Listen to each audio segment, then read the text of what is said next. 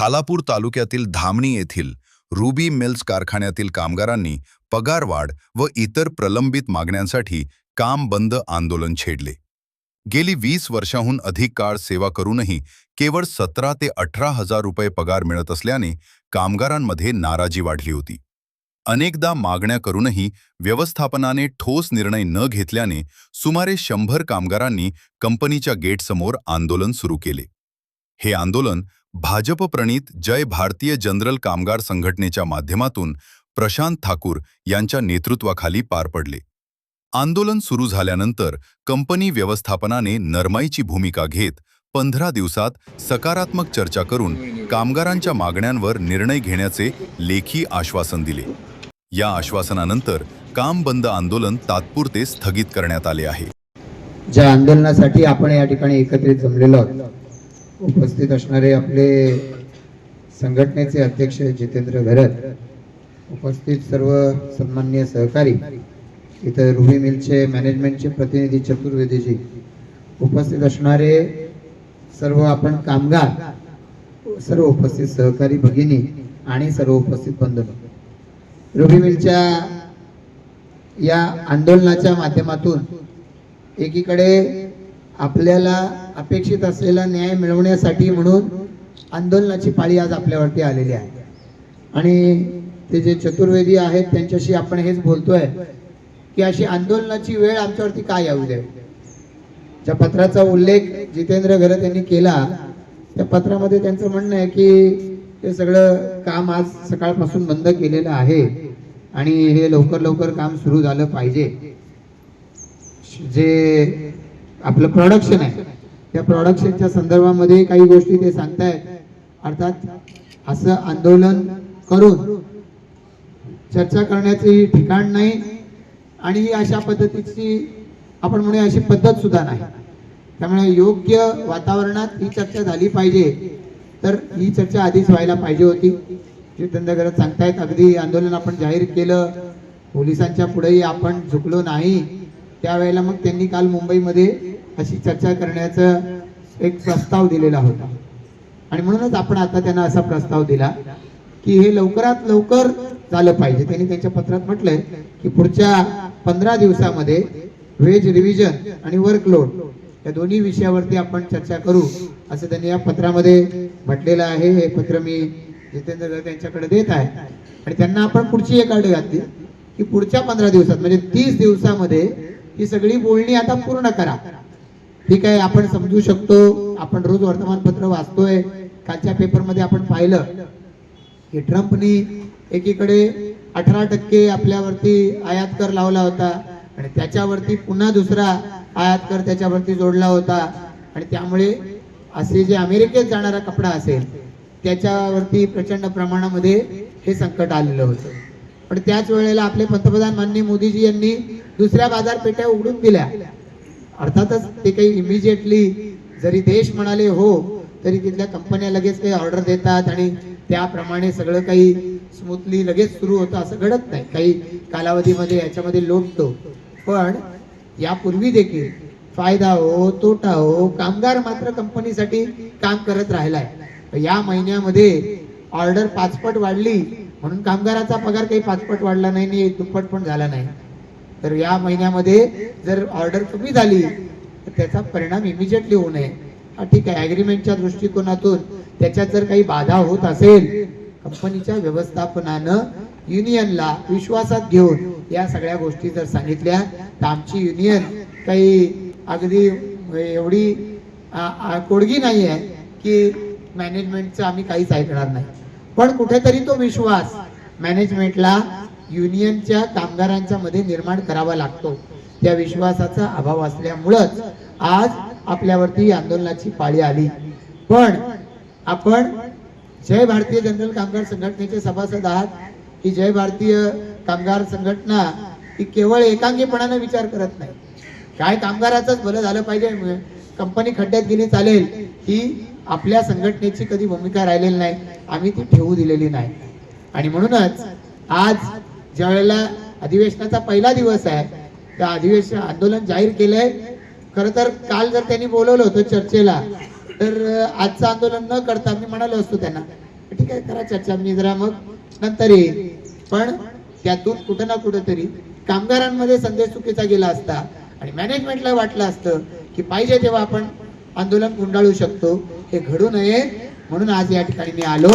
पण पुढच्या महिनाभरामध्ये या विषयाचा निकाल हा कंपनीने लावला पाहिजे असा माझा त्यांच्याकडे आग्रह आहे. मराठी त्यांना एवढं तर नक्कीच समजलं असेल. पण या पद्धतीनं जर आपल्याला पुढच्या महिनाभर होतोय आणि तरी सुद्धा जर मॅनेजमेंटच्या कडून योग्य ती पावलं उचलली गेलेली नाहीत असं लक्षात आलं तर याच्या पुढचं आंदोलन हे प्रतिकात्मक नसेल. आजचं आंदोलन प्रतिकात्मक आहे. तालुक्यामधले निवडक पदाधिकारी जर सोडले तर आपण काही कुठल्या ना तुमच्या नातेवाईकांना बोलवा म्हणालो ना ग्रामस्थांना बोलवा म्हणालो. पुढच्या वेळेला मात्र जर कंपनी प्रशासन हे असं आपल्याला हलक्यात घेत असेल तर यांचा टांगा पलटी करायला आपण केव्हाही तयार आहोत. इतकं निश्चितपणाने लक्षात ठेवा. आणि पुढच्या वेळी आपल्यावरती अशी येऊ नये अशीच माझी तरी कंपनीच्या मॅनेजमेंट कडून अपेक्षा आहे. त्यांनी त्या गोष्टीचं भान ठेवून आपल्याशी योग्य ती चर्चा करावी.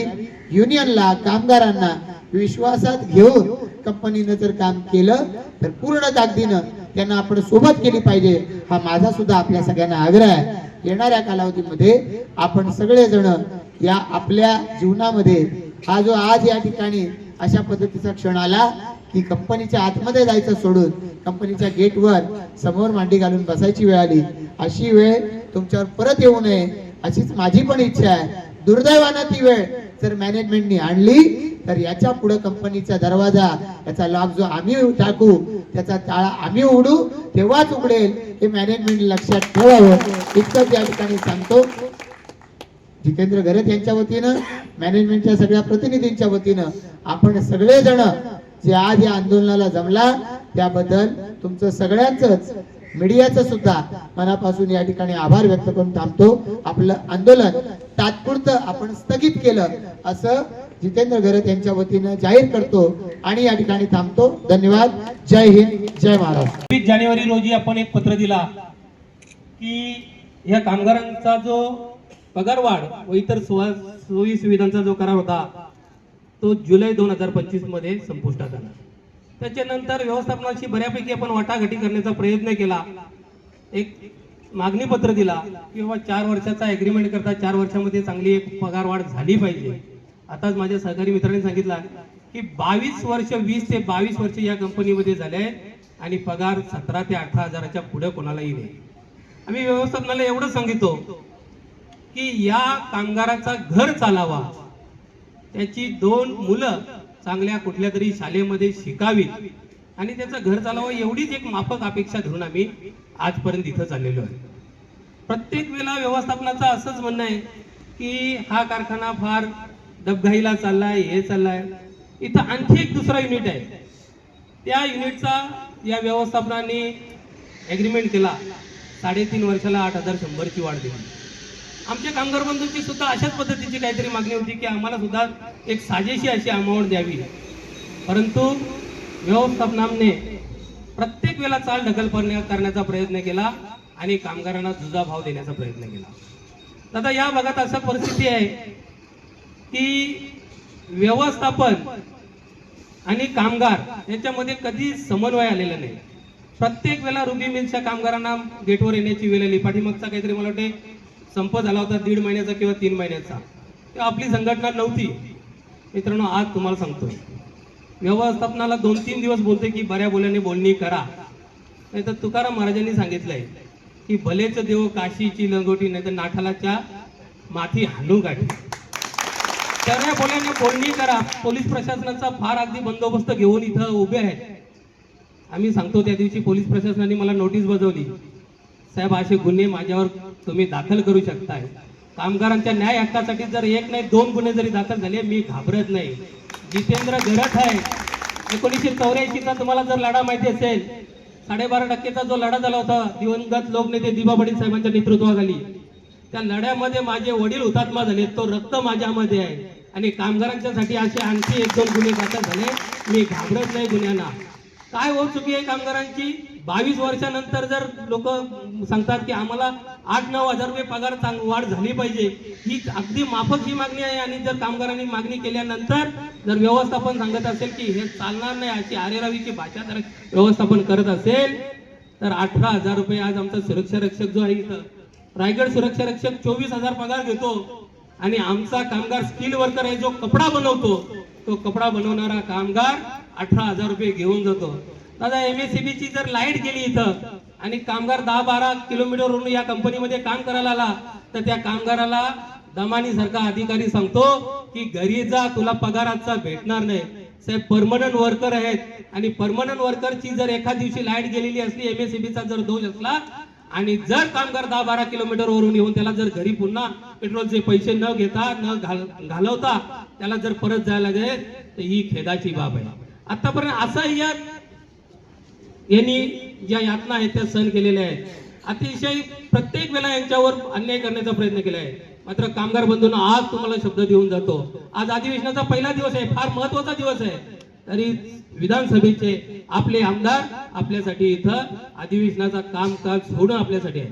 आजपर्यंत आपण खूप अन्याय केलाय. कामामध्ये हलगर्जी करतो का? कपडा खराब झाला तरी कामगारांचे पैसे कापणार.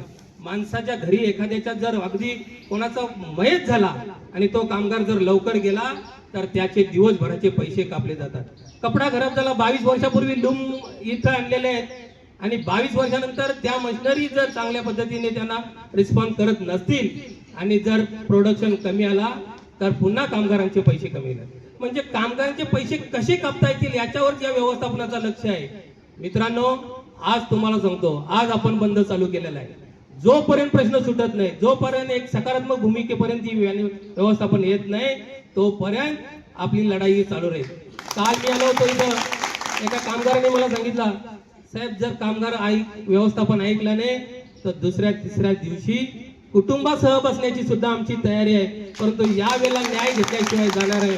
आणि शिमगा सण आलाय, शिमग्यामध्ये आपण बोलत होतो आईनाचे बहिणी घेतल्याशिवाय जाय नाही, असंच सांगतो आता व्यवस्थापनाला या वेळेला.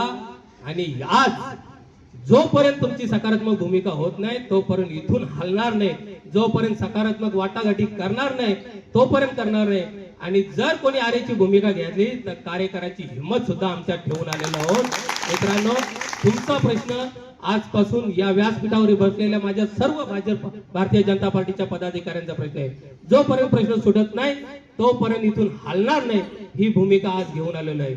मित्रांनो, पुन्हा एकदा व्यवस्थापनाचे प्रतिनिधी बरेच जण मला इथं दिसतात उभे राहिलेले, पण 1 महिन्यापासून प्रयत्न करतो, 1 महिन्यापासून काही भेटण्याचा त्यांना योग आलेला नाही, परंतु आज व्यवस्थापनाचे प्रतिनिधी इथं दिसतात.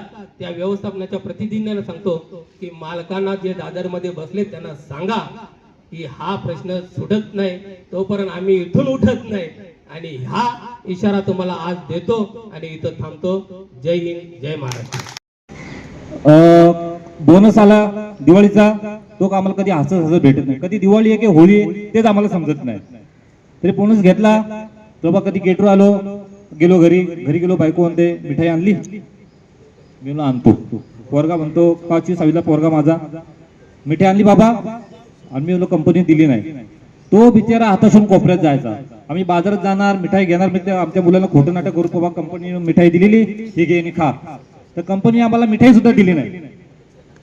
त्याच्यानंतर पुढे असं झालं की कंपनी आम्हाला काही वेळेला बाबा कपडे दिले, मागून अक्षरशः 1000 वेळा मागितले तर आम्हाला कपडे कंपनी दिले. तर काय दिले? हाफ पॅन्ट दिली. आता ती काय कामाची? आम्हाला हाफ पॅन्ट काय कामाची? आता आम्ही गावभर सगळीकडे फुल पॅन्ट घालून फिरतोय आणि कंपनी आम्हाला हाफ पॅन्ट दिली. तर काही दिवसांनी हाफ पॅन्ट पण राहिली नाही. मग आम्ही विचार केला आता कंपनीवर कपडे मागायचे नाही तर हाफ पॅन्ट पण बंद झाली. मग आम्ही ठरवला बाबा आपली फुल पॅन्ट आणा ना, कंपनी काय काढून गेली सांगू शकत नाही.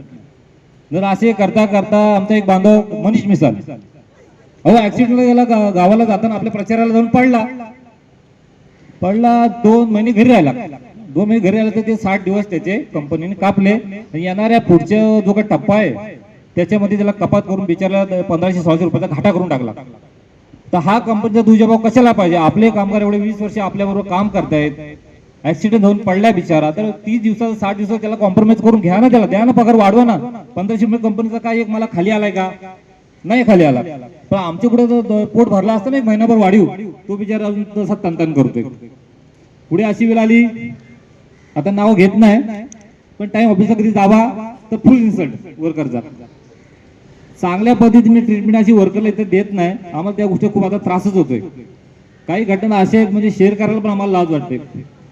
आता तुम्ही सांगा, आज प्लास्टिकच्या नळामध्ये कोण पाणी पितोय? कंपनी आम्हाला अजून प्लास्टिकच्या नळामध्ये पाणी पाजते. का आम्ही प्लास्टिकच्या पाण्यावर पाणी पिऊ? कधी बघा आता एकच ग्लास आहे, 100 वर्कर आज एक ग्लास मध्ये पाणी पितोय. कुठे शक्य सांगा मला? कुठे शक्य ही गोष्ट? पण पितायत का? आज ना उद्या आपल्याला काहीतरी होईल अशा आशेवर डिपेंड कंपनीवर राहते. म्हणजे इथं डिपेंड राहणं म्हणजे वालवंटातल्या पाण्यासारखं आहे. शक्य नाही ते. आपल्याला दिसतंय पगार वाढेल, पगार वाढेल, पगार वाढेल. कवळे साहेबांना तर माहितीच आहे. सुरुवातीला आम्ही त्यांना फॉलो केलेलं आहे. त्यांनी सुद्धा आमच्यासाठी लढलेलं आहे. का साहेब? पण काय आमच्या पगारामध्ये काय कसूभर काय तसूभर ती वाढ म्हणतात ती काय झाली नाही.